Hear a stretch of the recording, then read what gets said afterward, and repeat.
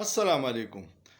نن په اسلام آباد کې یو ډېر افسوسناک واقعه ریپورت شوې ده. په میډیا به تاسو کتلي د بلجیم یو ښځه ده 28 سال عمر یې دی او هغه چا اغوا کړې وه او بیا یې ورسره اجتماعي بدکاري کړې ده.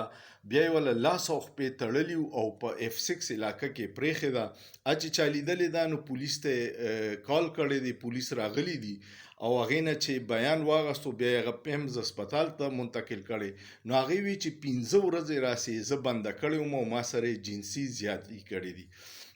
زموږ اسلام آباد غونته ځای کې چې داسې واقعه وشي او غیر ملکي سره وشي او هغه بیا په میډیا ریپورټ شي نو ټولې دنیا کې د پاکستان بدنامي وشي.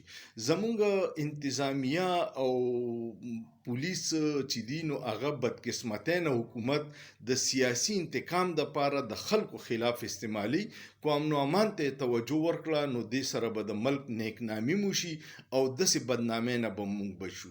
دویمه خبره پکې دا ده چې اسلام آباد غونته ځای محفوظ نه دی. په لاهور کې هغه ورځ دا ټورست جرمن چې و دا سایکلسټ هغه نه غلو غلا کړې وه. بل طرف ته خیبر پښتونخوا ته په 3 میاشتو کې 93 لاک خلک راغلي او یو چا هم پکې ګیله ونه کړه او بیا هم اپریشن په خیبر پښتونخوا کې کوي.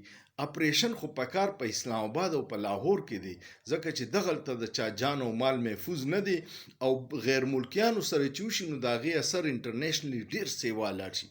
د خدای دپاره ادارې مضبوطي کې خپله ډیوټي وپېژنې، سیاسي انتقام نه راوځئ. ملک زموږ د ټولو دی، دا ټول ډېر محب وطن دي. څه داسې اقدامات چې کوئ د هغې نقصان کیږي او ملک ته نقصان رسي.